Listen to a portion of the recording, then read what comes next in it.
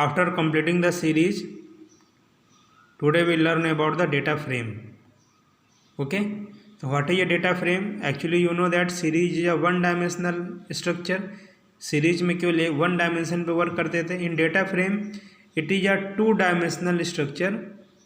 That means data is aligned in a tabular form in rows and columns. That means here we can arrange the data in two dimension, and in data frame we have multiple columns and the data can be stored in multiple columns. What are the features of data frame? Potentially columns are of different types. Means अलग अलग तरीके के column हैं. आप अलग अलग तरीके के कॉलम में अलग अलग टाइप की वैल्यू को दे सकते हैं. ऐसा कोई मैंडेटरी नहीं है कि सारे कॉलम में एक ही same type data type value आनी चाहिए. अलग अलग वैल्यू दे सकते हैं. साइज म्यूटेबल, मतलब साइज आप कभी भी कम ज़्यादा कर सकते हैं, साइज बढ़ा सकते हैं. एक बार डेटा फ्रेम बनाने के बाद आप इसमें नए कॉलम भी ऐड कर सकते हैं, कॉलम को डिलीट भी कर सकते हैं, एलिमेंट्स की वैल्यूज़ को भी चेंज कर सकते हैं. लेबल्ड एक्सेस का मतलब क्या है कि कॉलम का आप लेवल दे सकते हैं. जैसे नीचे के एग्जांपल में एक्सप्लेन किया गया है. Can perform arithmetic operations on rows and columns. Rows और कॉलम पे अर्थमेटिक ऑपरेशंस आप कर सकते हैं. रोज और कॉलम मतलब रोज और कॉलम में जो वैल्यू दी गई है उसके ऊपर अर्थमेटिक ऑपरेशंस आप सारे कर सकते हैं, जैसे कि आपने नंपाई अरेज में और सीरीज में किया था. अब यहाँ पर देखिए एक छोटा सा एक स्ट्रक्चर दिया है. जैसे कि एक ये डेटा फ्रेम बना हुआ है, इसमें नेम, मार्क्स और grade, these are the three columns. Name column है, मार्क्स कॉलम है, ग्रेड कॉलम है. ये आपके तीन कॉलम हैं. और ये देखिए आपके रोज हैं. तो यहाँ पर इस तरह से रोज और कॉलम को लेबल करके भी हम यहाँ पर यूज कर सकते हैं, जैसे कि एसक्यूएल टेबल या एक्सेल में हम डेटा शीट बनाते हैं.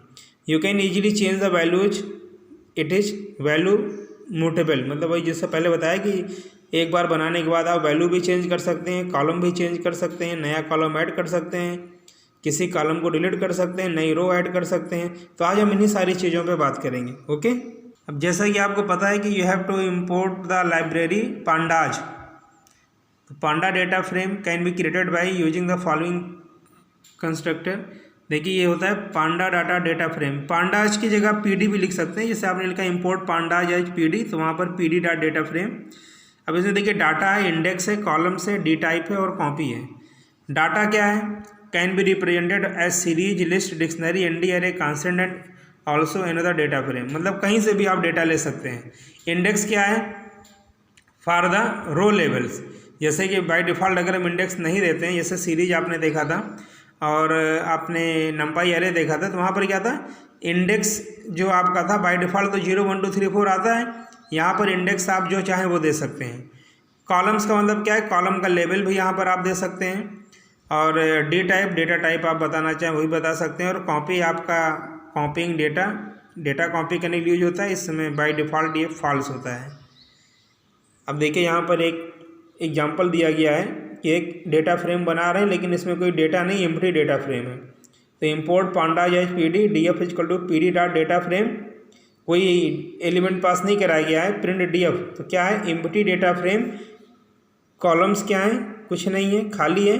और इंडेक्स भी आपका खाली है. देखिए यहाँ पर एक एग्जांपल है, लिस्ट से डेटा फ्रेम बना रहे हैं. तो इम्पोर्ट पांडाज एज पीडी, बिल्कुल सीधा सीधा है. एक लिस्ट मैंने ली है, लिस्ट में आपके एलिमेंट है, 5 एलिमेंट है. PD dot data frame L. L का मतलब क्या है? भाई डेटा जो हम पास कराते हैं. तो ये लिस्ट डेटा की जगह एल पास करा दिया. अब डेटा फ्रेम देखिए यहाँ पर बना हुआ है, तो ये आपका कॉलम बन गया. 10 20 30 40 50, मतलब ये वैल्यू आपकी कॉलम में आ गई. और ये जो आप देख रहे हैं that is the index, that is done by the default. अगर हम कोई इंडेक्स नहीं देते हैं बाय डिफ़ॉल्ट आपका ये इंडेक्स ले लेता है. अब यहाँ पर देखिए एक और हम एग्जांपल ले रहे हैं. यहाँ पर देखिए आपका नंपाई अरेज से बनाया गया एक आपका ये 2 डायमेंशन. ये आप समझ लीजिए कि ये नेस्टेड लिस्ट है. अब यहाँ पर देखिए ये एक हो गया लिस्ट, एक लिस्ट ये हो गया, और ये दोनों लिस्ट एक लिस्ट के अंदर हो गई. अब यहाँ पर देखिए PD dot data frame data मतलब ये नेस्टेड लिस्ट पास की जाएगी. कॉलम आपने यहाँ पर दे दिया नेम है और एज है, मतलब कॉलम की हेडिंग दे दिया नेम और एज. अगर हम नहीं देते हैं तो कुछ नहीं लेता है, दे देंगे तो वो आपका ले लेगा. अब यहाँ पे देखिए आउटपुट क्या आएगा. पहला ये आ गया श्रेया 20, रेखा 22, और ये आपका नेम और एज आ गया. ये आपका आउटपुट हो गया. ठीक है. Okay, now come to another example. अब देखिए यहाँ पर creating data frame from 2 series. अब ये इम्पोर्ट पांडाज एज पीडी. अब देखिए यहाँ स्टूडेंट अंडर स्कोर मार्क्स एक सीरीज है, ये जनरेट कर रहे हैं student underscore marks equal to PD dot series. अब यहाँ पर देखिए ये विजय ये हो गया, राहुल की वैल्यू ये हो गई, की और वैल्यू करके ये मैंने दे दिया। अब एक सीरीज यहाँ पर ये जनरेट किया पीडी डॉट सीरीज, ये डिक्शनरी से सीरीज बना रहे हैं, ध्यान दीजिएगा। अब डिक्शनरी से सीरीज बनाते हैं तो क्या होता है, जो की होती है इंडेक्स हो जाती है और बाकी वैल्यू आपका एलिमेंट हो जाता है। ध्यान आ रहा होगा, अभी रिसेंटली मैंने फिनिश किया इसको। तो स्टूडेंट डीएफ, अब ये डेटा फ्रेम बना रहे हैं equal to PD dot data frame. अब यहाँ पर देखिए मार्क्स के अंदर क्या ले लिया, मार्क्स एक कॉलम का लेवल हो गया। मार्क्स के अंदर क्या ले लिया, स्टूडेंट मार्क्स ले लिया। एज के अंदर क्या ले लिया, स्टूडेंट एज ले लिया। अब यहाँ पे देखिए प्रिंट कराएंगे तो ये डेटा फ्रेम बन के आ जाएगा। ये आपका इंडेक्स हो गया पूरा और ये आपके 2 कॉलम्स हो गए, ठीक है, क्योंकि जो इसकी की होती है वही इंडेक्स हो जाती है। ये इंडेक्स हो गया और यहाँ पर ये मार्क्स है और एज है। Now creating data frame from nested list, nested list के अंदर बना रहे हैं। यहाँ पे देखिए इंपोर्ट pandas pd और ये लिस्ट ले लिया, nested list data equal to, ये लिस्ट है देखिए, but that is the nested list, मतलब कई लिस्ट एक साथ एक ही लिस्ट के अंदर डाल दी गई है। एक लिस्ट ये हो गई श्रेया 20, एक ये हो गई, एक ये हो गई, और ये सारी की सारी एक कॉमन लिस्ट के अंदर पड़ी हुई है। That is the nested list data. Now PD dot data frame data, तो डेटा का मतलब क्या है, वही नेस्टेड लिस्ट यहाँ पास हो जाएगी। कॉलम्स इक्वल टू मैंने 2 दे दिया है, नेम और एज, ये दोनों कॉलम मैंने ले लिया है। अब इसको पास करा के हम प्रिंट करेंगे तो ये दोनों कॉलम यहाँ ले लेगा, एक कॉलम नेम एक कॉलम एज, और उसके अकॉर्डिंग ये वैल्यूज आ गई। और ये आपका इंडेक्स है 0 1 2, क्योंकि इंडेक्स मैंने कोई अलग से तो दिया नहीं है, तो बाय डिफ़ॉल्ट जो इंडेक्स इसका होगा 0 1 2, वही इंडेक्स आपका ले लेगा, ठीक है। नाउ सॉर्टिंग डेटा इन डेटा फ्रेम, डेटा फ्रेम में डेटा को सॉर्ट कैसे करते हैं, सॉर्ट मतलब अरेंज करना, तो उसके लिए एक फंक्शन यूज होता है सॉर्ट अंडरस्कोर वैल्यूज। तो this function is use to sort data present inside the data frame. Here 2 argument are pass, यहाँ पर 2 आर्गुमेंट पास करते हैं इसके अंदर। पहला आर्गुमेंट क्या होता है, सॉर्टिंग फील्ड, मतलब जिस फील्ड के ऊपर डेटा को सॉर्ट करना है उसको देते हैं, और दूसरा होता है ऑर्डर क्या होगा, असेंडिंग या डिसेंडिंग। तो बाय डिफ़ॉल्ट जो ऑर्डर होता है वो आपका क्या होता है, असेंडिंग होता है, और डिसेंडिंग के लिए हमें क्या देना पड़ता है, असेंडिंग इक्वल टू फॉल्स। तो अगर हम कुछ नहीं देते हैं तो बाय डिफ़ॉल्ट असेंडिंग ऑर्डर में सॉल्व करता है, और अगर हमें डिसेंडिंग करना है तो हम उसको फॉल्स लिखते हैं। दोनों के एग्जांपल देख लें। यहाँ पर देखिए 2 सीरीज है डिक्शनरी का यूज़ करके बनाई गई हैं। जैसे पहला है marks equal to PD dot series, Vijay की है उसकी वैल्यू है, राहुल की है उसकी वैल्यू है, मधु की है उसकी वैल्यू है, राधिका है और शौर्या है। अब यहाँ पे देखिए क्या है, फिर आपको याद दिला दें कि जो इसकी की होती है वही इंडेक्स बन जाती है। नीचे दूसरी सीरीज है, ये देखिए, ठीक है। अब एक में मार्क्स दिए गए हैं, एक में एज दी गई है। अब यहाँ पे पीडी डॉट डेटा फ्रेम, यहाँ पे मैंने कॉलम में सीधे ले लिया, मार्क्स की जगह पे मार्क्स को पास करा दिया, मार्क्स सीरीज को पास करा दिया। मार्क्स कॉलम के लिए मार्क्स सीरीज की वैल्यू हो गई, एज कॉलम के लिए एज की वैल्यू हो गई। अब यहाँ पे देखिए प्रिंट डीएफ, ये इंडेक्स ऑटोमेटिक आ जाएगा क्योंकि जो की होती है वही इंडेक्स हो जाता है। और यहाँ पर ये मार्क्स और एज के लिए वैल्यूज आ गई हैं, क्योंकि ये मार्क्स और एज आपने यहाँ पर कॉलम दिया हुआ था, मार्क्स दिया था एज दिया था, ये वैल्यू आ गई। अब ये सिंपल है। अब देखिए मान लें सॉर्ट करना है, किसके बिहाफ पे, मार्क्स के बिहाफ पे हमें डेटा को सॉर्ट करना है। तो for sorting on the behalf of mark we write print DF dot sort values, sort underscore values. DF क्या है, डेटा फ्रेम है, तो DF dot sort underscore values. यहाँ पे देखिए लिखा जाता है ब्रैकेट में by is equal to marks, मतलब मार्क्स के बिहाफ पे आपको सॉर्ट करना है। अब यहाँ पे देखिए असेंडिंग हमें बताने की जरूरत नहीं है, क्योंकि असेंडिंग आपका बाय डिफ़ॉल्ट अपने आप ले लेता है। तो जब रिजल्ट आएगा तो दोनों से कंपेरेटिवली आप देख सकते हैं, मार्क्स के अकॉर्डिंग आपने असेंडिंग ऑर्डर में सॉर्ट किया तो सबसे छोटा क्या था, 67, देखिए ऊपर आ गया, उसके बाद 80, उसके बाद 92, 95, 97, तो डेटा अरेंज हो गया असेंडिंग ऑर्डर में। अब यहीं पर देखिए अगर आपको इसे डिसेंडिंग ऑर्डर में करना है तो D F dot sort underscore values by equal to marks. अब यहाँ पे क्या लिख दिया, comma ascending equal to false. यहाँ पे हम कुछ नहीं लिखेंगे, by default ascending equal to true तो ले लेता है, लेकिन यहाँ पर अगर हमें डिसेंडिंग ऑर्डर में कराना है तो हमें लिख करके बताना पड़ता है असेंडिंग इक्वल टू फॉल्स। तो यहाँ पर आउटपुट क्या आएगा, ये इंडेक्स हो गया पूरा और ये दोनों कॉलम हो गए। और यहाँ पे देखिए now the value is coming in descending order. Clear? Hello, यहाँ पर हम ये जानेंगे कितने कितने तरीके से हम डेटा फ्रेम बना सकते हैं। तो पहला डेटा फ्रेम जो हम बना रहे हैं डिक्शनरी से बना रहे हैं। देखिए 3 डिक्शनरी मैंने ले रखी है। डिक्शनरी 1 इक्वल टू वैल्यू, आप देख लो की है और वैल्यू है। डिक्शनरी 2 इक्वल टू की है और वैल्यू है। अब डेटा इक्वल टू मैंने ले लिया, डेटा जो हमें पास कराना रहता है डेटा फ्रेम बनाने के लिए, डेटा इक्वल टू मैंने ले लिया ए कॉलम ए। अब जैसे कि डिक्शनरी के अंदर हम डिक्शनरी पास करा सकते हैं ना, नेस्टेड डिक्शनरी टाइप में, तो डेटा इक्वल टू ए और ए की वैल्यू में क्या पास करा दिया, डिक्शनरी 1 को पास करा दिया। और दूसरा आपका की क्या है बी, और बी की वैल्यू में क्या पास करा दिया, डिक्शनरी 2 पास करा दिया। अब यहाँ पर देखिए इंडेक्स आपका क्या ले लेगा, A B C D. Index आपका देखिए ए बी सी डी अपने आप आ गया। ये कॉलम ए है, ये कॉलम बी है। अब कॉलम ए में देखिए सारी वैल्यू दी गई थी, लेकिन डी इंडेक्स के लिए वैल्यू नहीं दी गई है, तो यहाँ पर क्या आ जाएगा, 9 आ जाएगा। और बी में आपकी पूरी वैल्यू है, तो बी आपका पूरा का पूरा आ जाएगा। क्लियर है? ये 2 डिक्शनरी है, डिक्शनरी 1 डिक्शनरी 2, और डेटा इक्वल टू डिक्शनरी की वैल्यू को पास करा दिया है, और कॉलम मैंने ए और बी एज्यूम कर लिया है। और जैसा आपको पहले से पता है डिक्शनरी की जो की होती है वही इंडेक्स बन जाती है, वही चीज़ यहाँ पर हो रही है। बहुत ज़्यादा डिफरेंस नहीं है। सीरीज और डेटा फ्रेम में मेन अंतर यही है आपका, मेन डिफरेंस कि सीरीज आपकी 1 डायमेंशन है और डेटा फ्रेम आपका 2 डायमेंशन है। क्लियर है ये? अब देखिए दूसरा एग्जांपल है। यहाँ पर देखिए मैंने 3 सीरीज ले ली। S1 में 1 3 4 5 ले लिया, S2 में 1.1 3.5 4.75 ये सीरीज सॉरी एरेज लिया हुआ है। ठीक है, लिस्ट पास करके सिंपल लिस्ट आपकी है, लिस्ट से हम सीरीज बना रहे हैं। तो S1 में 1 3 4 5 पास कर दिया, S2 में ये वैल्यू है, S3 में ये वैल्यू है। अब डेटा इक्वल टू ये देखिए कॉलम असाइन कर दिया। कॉलम में इसमें S1 को ले लिया, S1 सीरीज को, कॉलम बी में S2 को ले लिया, कॉलम सी में S3 को ले लिया। अब हम data frame data frame data करेंगे, तो ये देखिए ए बी सी ये तो कॉलम की हेडिंग्स आ गई, और ये 0 1 2 3 ऑटोमेटिक इंडेक्स आपका आता है।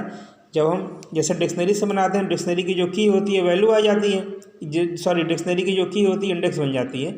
लेकिन जब हम यहाँ पर लिस्ट से बना रहे हैं, तो लिस्ट की जो आपकी इंडेक्स होगा वही यहाँ पर आ जाएगा। तो 0 1 2 3 इंडेक्स आ गया, क्योंकि सब में एलिमेंट की संख्या बराबर है, तो इंडेक्स आपका इतना आ गया। अब ए में देखिए ये वैल्यू आ गई, बी में ये वैल्यू आ गई, सी में आपकी ये वैल्यू आ गई। क्लियर है? क्लियर है। अब देखिए यहाँ पे तीसरा तरीका है कि नेस्टेड लिस्ट से भी आप बना सकते हैं, नेस्टेड लिस्ट।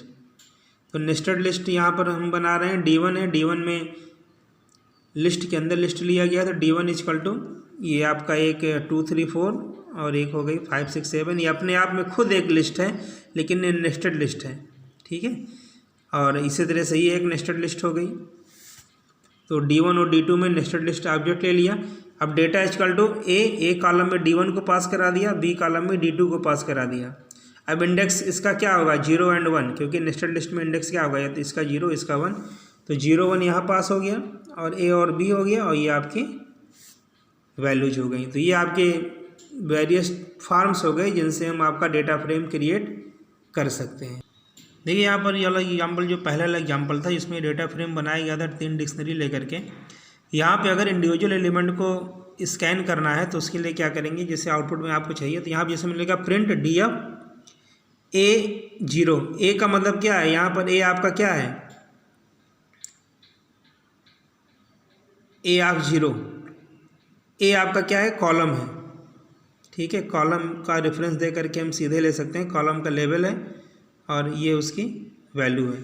ऐसे यहाँ पे इस तरह से भी आप लिख सकते हैं, DF डॉट A और 0, दोनों का आउटपुट आपका सेम ही आएगा, चाहे आप इस तरह से लिखें चाहे आप इस तरह से लिखें।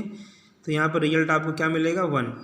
यहाँ पर देखिए A ऑफ 0 क्या है, जैसे अगर हम इंटरनली बात करें तो कॉलम A हो गया, और 0 ये क्या है, 0 1 2 3 इस तरह से बात करें तो इस तरह से इंडेक्स नंबर होगा। तो A ऑफ 0 चाहे कॉलम का इस तरह से दे करके लें, चाहे आप direct DF dot A of 0 करें।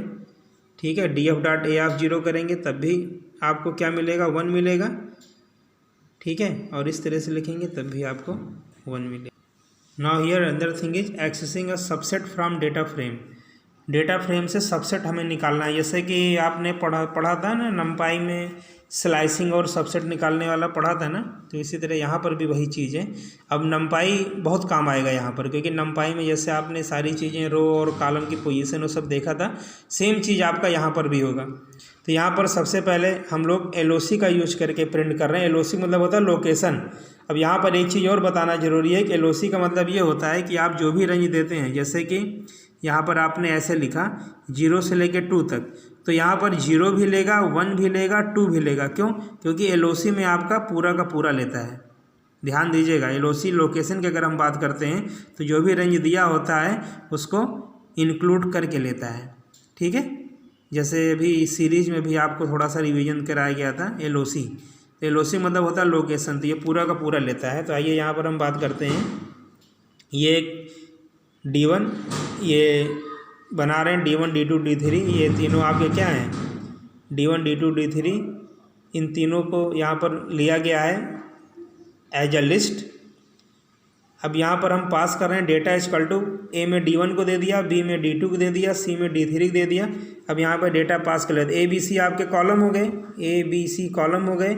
A में वैल्यू क्या है 3 5 6, B में 1 2 3 और C में 4 5 6। अब ये आपका बाय डिफ़ॉल्ट इंडेक्स आपका 0 1 2 अपने आप आ जाता है।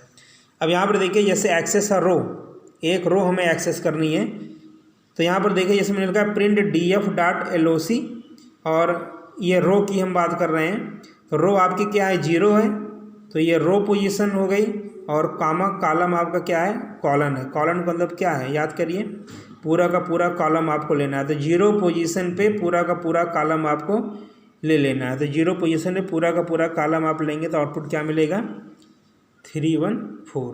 क्लियर है, बिल्कुल वही पुराना है।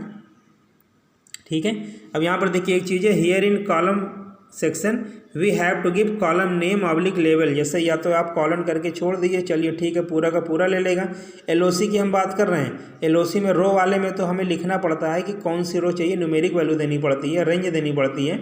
लेकिन कॉलम में या तो आप पूरा ले लीजिए, या फिर कॉलम में हमें कॉलम का नाम देना पड़ता है। जैसे कि अगर हमें यहाँ पर केवल A कॉलम के लिए चाहिए होता तो यहाँ पर हम लिखते 0 कामा और सिंगल कोट्स में लिखते A। उस केस में क्या होता कि 0 रो तो लेता, लेकिन केवल कॉलम A की वैल्यू मतलब केवल 3 आपको दिखाता। यहाँ का मतलब क्या है कि सारे के सारे कॉलम आपको ले रहा है। अब आइए एक्सेसिंग मल्टीपल रोज। मल्टीपल रोज हमें चाहिए तो प्रिंट df.loc लोकेशन 0 to 1 मतलब 0 1 दोनों ले लेगा। LOC के साथ बताया था ना, दोनों लेगा, और ये पूरा का पूरा कॉलम। तो आउटपुट आपको क्या मिलेगा अब 0 और 1, तो 0 और 1 और पूरा पूरा, तो ये क्या मिलेगा 3 1 4 5 2 5। क्लियर है। अब यहाँ पर आइए एक्सेसिंग है कॉलम। कॉलम में आपको लेवल या उसका नाम देना पड़ता है। तो ये देखिए प्रिंट df.loc, ये डबल कॉलन का मतलब क्या है, रो आपकी सारी लेनी है।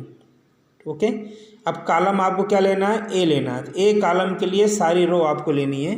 तो कॉलम में आपका क्या है ये है, और सारी रो आपकी A कॉलम के लिए ये हो जाएगी। तो आउटपुट क्या आएगा 3 5 6। सिमिलरली मल्टीपल कॉलम आपको लेना है तो df.loc, ये कॉलम का मतलब क्या है सारी की सारी रो, लेकिन कहाँ से कहाँ तक A और B। तो A कॉलम B मतलब कॉलम A और कॉलम B दोनों को लेना है। क्यों? क्योंकि LOC लगा हुआ है। LOC मतलब होता है लोकेशन, लोकेशन में ये दोनों को इंक्लूड करता है। A और B दोनों की हम बात करेंगे, तो सारा लेना है और A और B दोनों के लिए लेना है। तो आपका आउटपुट क्या आएगा, ये आएगा 3 5 6 1 2 3। क्लियर है। ये